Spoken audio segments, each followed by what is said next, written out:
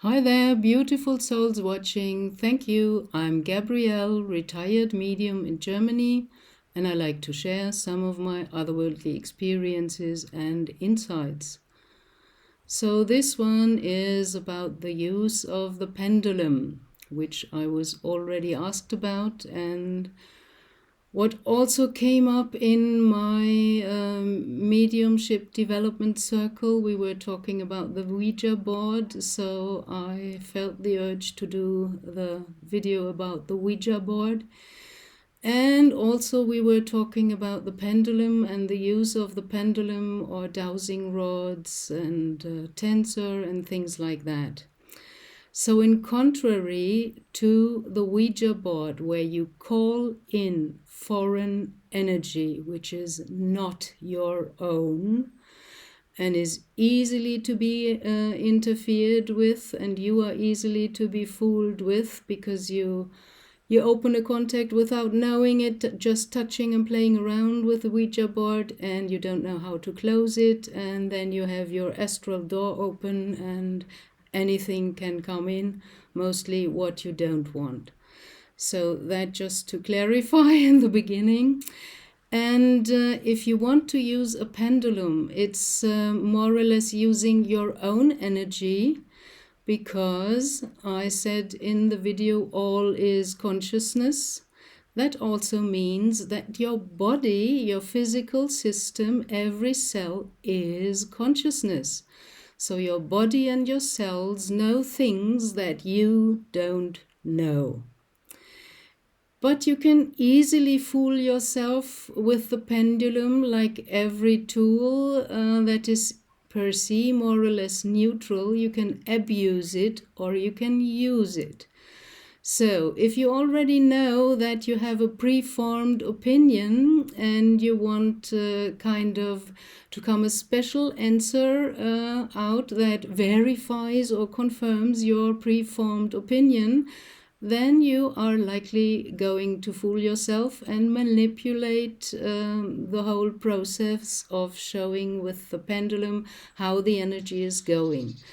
With the pendulum, you can only work the yes and no questions. It's showing a strong movement for a yes and a weak movement for a no. That's kind of an interpretation, but the weak and the strong movement is like the weak and the strong force or power. And we already know that also if we are not clear, or we have a false belief or false opinions, that can also influence the use and the result of a pendulum. At least since the observer effect from the quantum physics experiment called the double slit experiment is more known, everyone can know that the position of the observer has influence onto the experiment, and that also means that your position as an observer can have an influence on your pendulum answers or results. So that's a tricky thing a little bit as well. And I found out mostly when I use it, the pendulum or the tensor, not for my own things, but for other people, because I'm not involved and I'm not emotionally attached to whatever. It's their story, their emotions. Then it's working better than if I do it for myself, because we all still have false beliefs, and I will give you at the end 2 little example stories how by a false belief you can kind of get the wrong answer from the tensor or the pendulum. So the observer position is also well known in the Asian meditation tradition, in Buddhism, because they know that if you take a step back into neutrality as good as you can, And you just watch and observe without judging or wanting this or wanting that, preferring this, preferring that. You can get more wisdom and more clear results than if you're totally involved. And usually with ourselves, we are always involved. That's why the vernacular says, you can't see the forest for the trees. So that's it. And by that, also, spirit world kind of protects itself, because if you abuse it, remember, what you put out is what you get back. If you abuse it, you won't get very far with it, and it will all come back to you. And that's not a nice thing. You don't want that. So if you use it in service to others, it will bring better results, because this kind of selfless use for the good of all will, of course, activate more of the light and the positive energy within yourself, and maybe even draw some angel or angelic energy towards you instead of the negative ones. So service to self is very, very limited, and our brain is limited because it only works kind of two-dimensional in polarity. It only knows to go from point A to point B. So this, a line on paper, is two-dimensional. Our brain works like that. And you need extra work to get the third or higher point of vision, which you can, in sacred geometry, create by making the hypotenuse from the middle between A and B, and then you can form the triangle, which is kind of a representation of a higher view, uniting the A and B, the lower line, the lower perception, into a greater whole. So that's all of explanation beforehand. You can use anything, just like any necklace with a pendant, as a pendulum. You don't have to buy a very expensive pendulum or things like that. And it's quite easy. Before you start, you should be cleared and balanced, in a good state, not upset or something like that, because that also will have an influence. So you have to start with something like that. I just took my pendulum, my necklace with a pendant, and you ask the pendant, please show me my yes. And try not to move or influence it with your hands. Show me my yes, show me the strong energy, please. And then slowly, slowly it will start to move.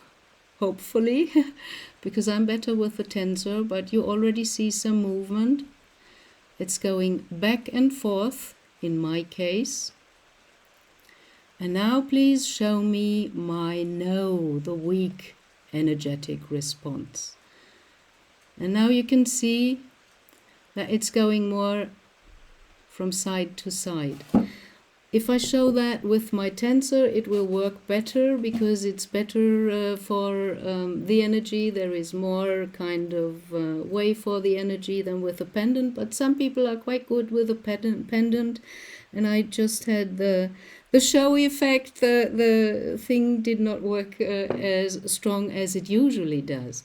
So if I use my tensor and I ask for my yes, show me my yes, please.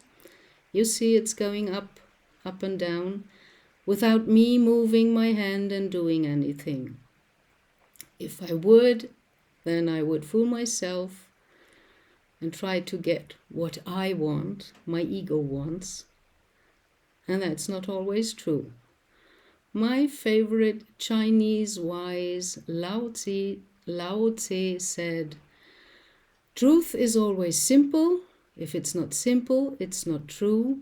And he also said, beautiful words are not always true, and true words are not always beautiful.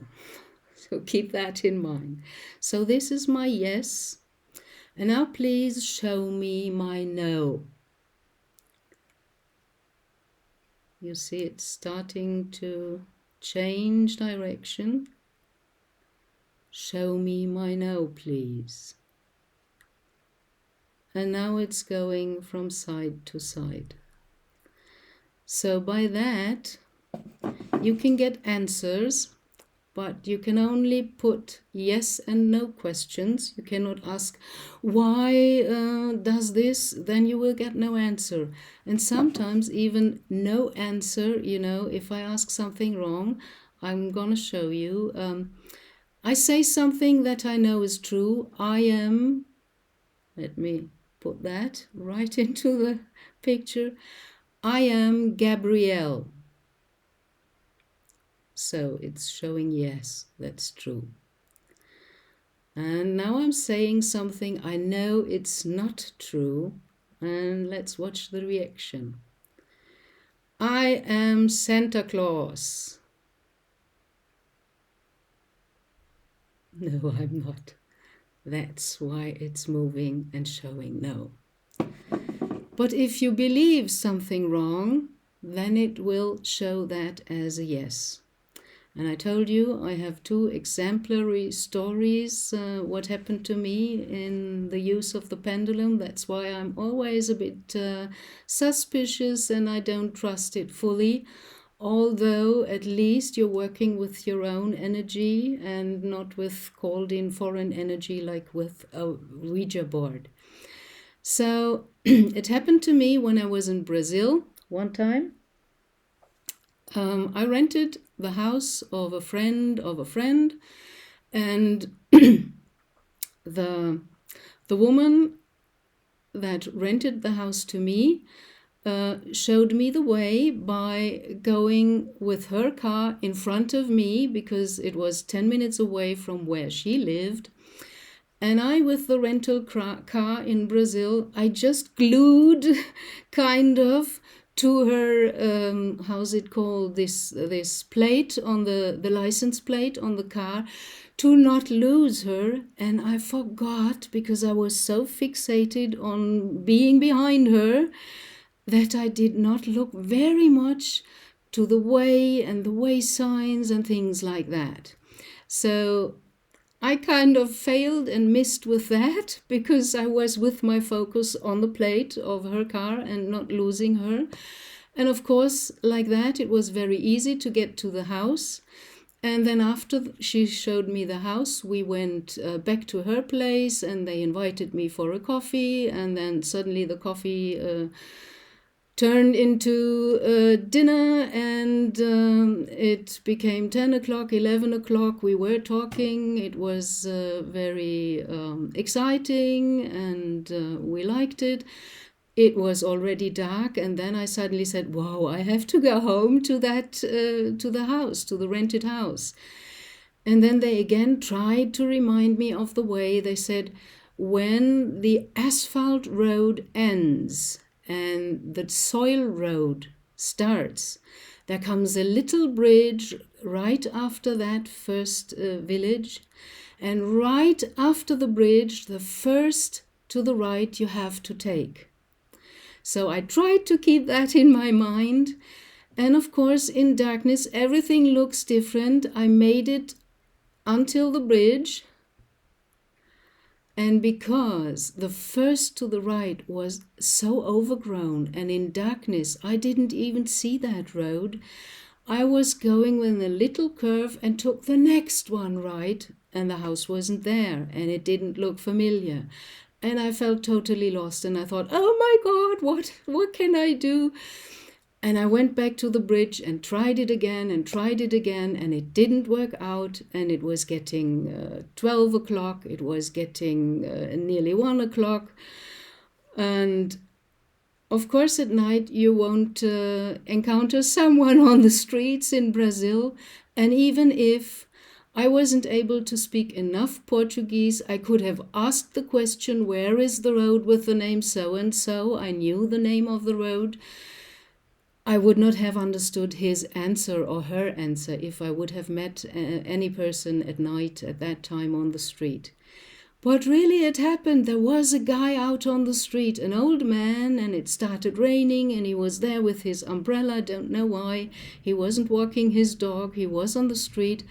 And I thought, oh, finally a living person.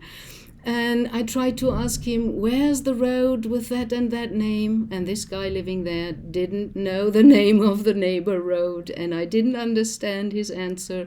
So again, I was lost, didn't know what to do. But I had my tensor with me. So I went back another time to the bridge with the tensor, and I asked the tensor, and the tensor showed me the way. And then I found the real first road to the right. And then I found the house, and finally I could go to sleep, and kind of the pendulum saved my life that night, and I was very happy about that. Although it was for my own kind of sake, but it worked well in that case.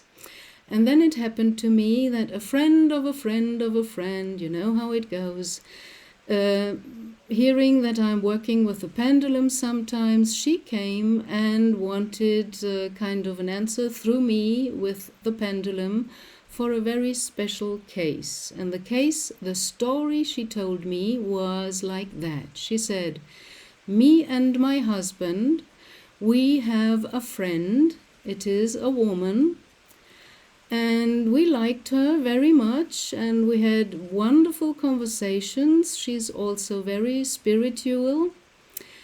And we both, my husband and I, noticed suddenly that she's kind of touching him, kind as if she's after him. With me being there in the same living room, she's touching my husband in front of me as if she wants to seduce him. So can you please ask the pendulum whether this woman is really doing that? And because I believed her, the pendulum said yes and showed me the yes answer.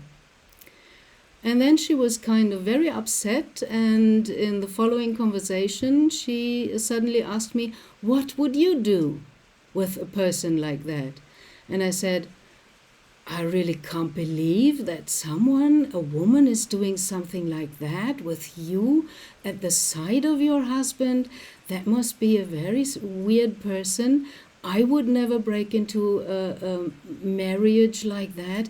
I cannot even imagine that someone is doing something like that. So what I would do, I would confront her. I would go directly and ask her, maybe with my husband together, what do you want? Are you really kind of after my husband? Do you want to break into my marriage and things like that? I would really confront her and watch how the reactions and the answers are.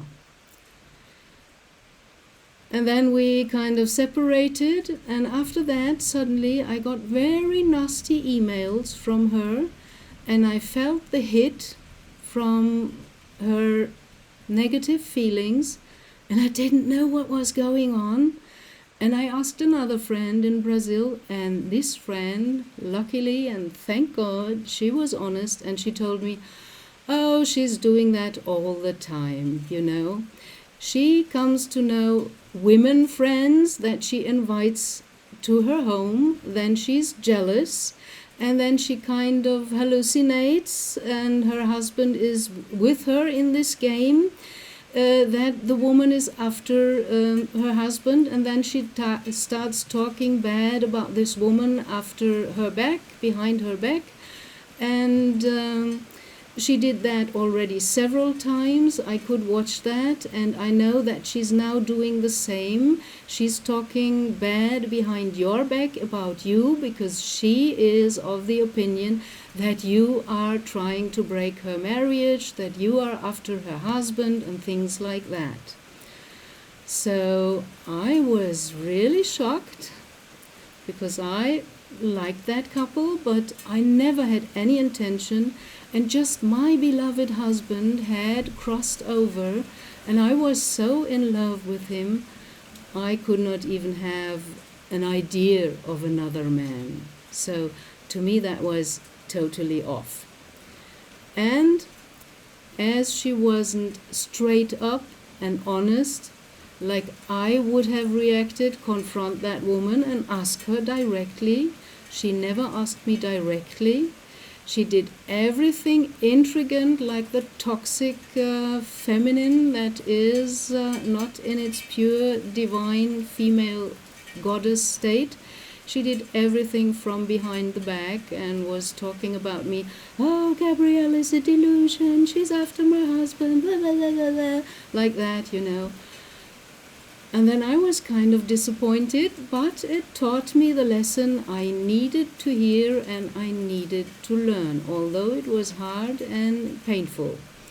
So after that, of course, I wasn't too fond of contact with that woman any longer, because to me that's just a breach of trust, that's dishonesty and intriguant and not being, you know, right up front and talking what's really on your mind. That was all kind of the criminal energy. Imagine to plan something like that beforehand. How much negative energy do you need to plan? Oh, I'm going to ask her herself to use the pendulum and by that prove how bad a woman she is, or whatever she was thinking and projecting or assuming falsely about me. That's all her problem, not mine. So I cut the cords. I did a lot of Ho'oponopono with her and with me myself, because I already started judging myself. How could I not see that? How did I believe that woman? I took her for serious. I thought she's talking honestly and the truth. Yes, what other people sometimes think it is their truth might be their own made-up belief, because they are jealous or whatever, and I don't even understand why someone can be jealous of me. I'm not that special. I know who I am. I know who I look. I know my age. So you can't fool me with that. And even too much flattery or the contrary, blame, does not work any longer on me, because I learned my lessons. But I wanted to share with you that you cannot even trust the pendulum 100%. So be careful with some of the tools. At least you're not calling in foreign energy. But if you are not clear, you still have false beliefs, and we all have, because we are programmed. Just think of the word TV program that maybe you're watching every evening. There's program in it. What do you program? You program a computer, or you program your subconscious. And television means distant vision. So we are programmed from afar by the movies, by the uplifting music that's underlaid under special scenes in the movies, or we are brought into fear and panic and tension by different kind of sound and music that's underlaid. Just think a little bit different about language. It's right in our face and we still don't see it. TV program is programming you unconsciously. You're in the hypnagogic state, more or less, relaxing, then you're open in alpha brainwave state, and you suck in everything they send out via the screen to you.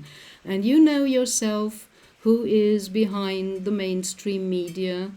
My own brother, who is, in his own words, the contrary of a spiritual person. He thinks he's a rational, normal guy.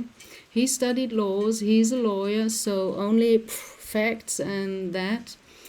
He already told me 20 years ago, Gabrielle, follow the money and you will understand what's wrong with this world. I did that, and that was shocking. It took me a long time to stomach all that. And there's so much symbolism used in the movies and things. They jump at me. I see them now, but I didn't see them 20 or 30 years ago.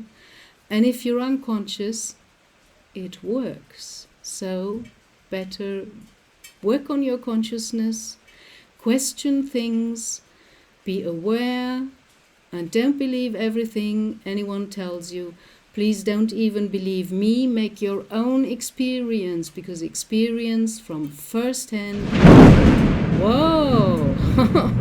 That's a confirmation. Experience from your self first-hand experience is the only thing that can show you. No one else can convince you of something as long as you don't have the experience. You felt it, you lived it, you know how it feels, and then after the experience you know. So please take only what resonates in your heart, true with the things I or other people say. Take only what resonates positive with you and leave the rest, because we are manipulated and every system is infiltrated. You cannot believe that anything is right or everybody is telling you the truth. Even normal people, you think they are friendly. They are living in their own reality bubble and they have their own lies going on, thinking that the neighbor is doing wrong. Or my mother with very old age and starting to getting dementia, she had some kind of a typical thing going on. She was of the firm opinion, you know, the war generation, that was her age. She grew up with all that horror. She was of the firm opinion that the cleaning woman coming to clean her flat, as long as she was able to live on her own in the flat, was stealing money from her and was stealing her bra. I mean, what does a cleaning woman needs to steal a used bra from an old lady? That does not make sense. So that were her own delusions, and we all have kind of delusions like that. So that's why we're all called now. It's time now to wake up, become aware, question everything. Don't believe anything anyone tells you, but feel for it. You have in your cells, in your heart, your connection to your divine soul spark, and that will always resonate with the truth. You get goosebumps. That's a reaction of the biological feedback mechanism we call our body. That can show you, oh, I heard something true, I thought something true, or I saw something true. Because if it really touches you, you get goosebumps. Or sometimes you start to get watery eyes and some tears are coming. These are reactions of your body showing you encountered truth. So that's what I want to share today. Whew. That was difficult, and I admit I procrastinated a little bit with this video because I thought, wow, it's all too much. How can I ever put everything in there, and the show effect and everything? But, you know, you can even use your whole body as a pendulum. Ask the yes and no. With a yes, you will usually have the tendency to go to forward, and a no will usually kind of draw you back as if you fall backwards. For some people, oh, I forgot that. Thank you, my guides, for reminding me. Sorry, the video isn't over all yet. For some people, it might be different. My yes and my no might not be your yes and no. I met people where their yes was this and their no was that. So you can never generalize something like that. You have to test it out for your own. But if you put your arms straight onto your body, not like that, not outwards stretched, and you kind of form something like a pendulum, you can try that out. Stand in your living room, ask, what is my yes, what is my no? Or say something true and something untrue. Say, I am, and then your name, of course. You don't say my name. And then you say, I'm the Easter Bunny or whatever, or Santa Claus. And then you will feel, with a little bit of practice, that the no will kind of draw you backwards, and the no will push you backwards, and the yes will draw you forward, if that is your yes and no, or it will work exactly the other way around. And another thing's coming to my mind, because that was also talked about in my mediumship development circle. One friend in there said, I saw videos where people said, you're opening a portal when you're using a pendulum and you're calling in foreign energy or whatever, you don't know what happens there. As far as I know, your whole chakra system is kind of a portal opening mechanism if you know how to use it.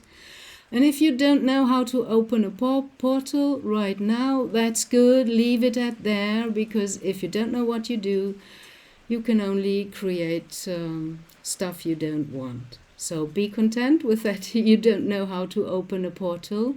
You can, of course, open a portal with special techniques and things involved, like frequency. I know that you can open a portal with your heart, the heart chakra, and with the third eye, and that happened to me kind of more or less accidentally, although Spirit says there are no accidents. So these were my first lessons to understand that there are portals. Every chakra, more or less, in your chakra system can be used and open a portal. And if you don't know how to do that, then just stick with that. That's fine and wonderful and keeps you safe. And if you know how to open a portal, then be very, very careful. In the beginning stages, OBE traveling and things like that, or astral traveling, I happened to encounter portals, and I walked through that, because I'm curious. I want to know and to learn and understand. But my underlying is, I want to know the truth. So that's a very specific focus and intent. And then I learned quickly, better not cross through a portal if you don't know what you do, if you don't know where it leads to. And now if a portal opens up in front of me, kind of like an invitation without me creating it, I call two of my most powerful guides, and I never go in there all alone by myself. I have my strongest guides left and right, and I ask them, is there something I need to know, to see, to learn and understand when I cross this portal that's opening right in front of me? And if they say no, that's it for me. I'm content with that. I don't need any more bad experiences. And if they say yes, then I ask them, please accompany me, safeguard me, protect me, and help me. And they do. If they are encountered with respect and a positive mindset, they're always willing to help. So what you give out is what you get back. Be respectful with every other living being. And if it doesn't feel good, then just take your legs and run, because there's also evil forces. Angels are real. Elemental beings from nature are real. Demons are real, and aliens are real. And only because you're an angel, that does not make you benevolent. Only because you're crossed over, you're not enlightened. Only because you are an alien, you're not benevolent per se. And about the demons, I don't have to talk, I think, because that should be obvious to which fraction they belong. But not to frighten you within all this fear-mongering that's going on with many videos now, where I see the screaming headlights, terrifying, horrifying.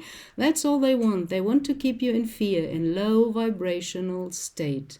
If you fall for it, sorry, that's your own fault.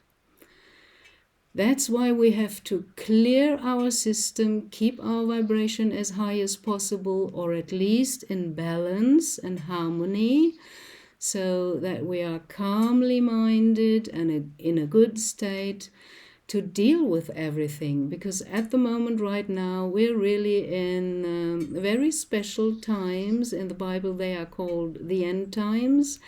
So, of course, both forces, like light and dark, they're after us. The dark is after our soul, and it's more or less a war on our consciousness.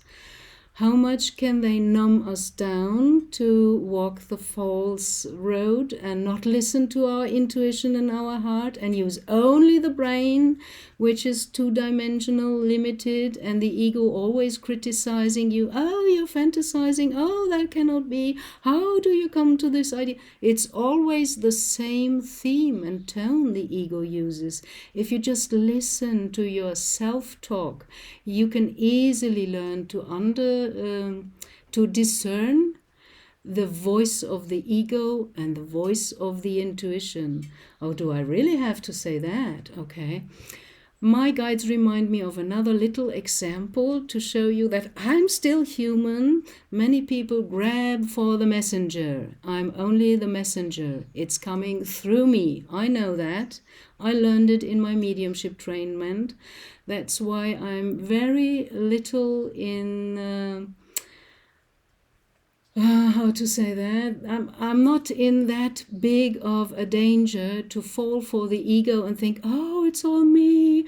I'm channeling this and that. I'm this and that. And I'm the big so-and-so. No, I know it's only coming through me and it's not me. I'm the messenger. So better grab for the message instead for grabbing for the messenger. And the little story I'm asked by my guides to share with you now is... I dismissed the tiny voice of my intuition, my soul, my heart. I had to go to a garden market to buy an electrical hedge trimmer because with the rain in Germany, everything's growing just too much and my garden is overwhelming me. And I stood in front of the shelf with all the boxes of the electric hedge trimmers. And my hand just stretched out, grabbing for the first package. And I heard a very tiny voice saying, maybe not a good idea to take the first package in line. And I dismissed it and I did not listen. And I bought it and I drove home and I opened it and someone had stolen the battery. So... then I knew, oh, I had better listen to what my tiny voice told me. So prepare to listen for the tiny voice, for the soft voice that's more asking you a question, because questions open and statements close or force you. And the dark side will always say, don't buy that, go do this, blah, blah, blah, blah, blah, blah. The soul, which is pure love and light, will never behave like that with you. They will always respect your free will. They will maybe drop in this fine little small voice with just a question. And it's up to us to learn to listen to that. So, of course, I was a bit upset and angry and it was annoying. Next day I had to drive there again and change it. And then I had to discuss with the people from the shop that it wasn't me who stole the battery and bringing it now back to get another one. So to prove that, it's just crazy. When you're not listening to your inner voice, things go wrong. they go south. Or at least they create a lot of tumult and havoc which no one needs. So now it's the end. This is what I want to leave you with. Thank you, beautiful souls, for watching. Blessings, love, and light onto your path. Bye.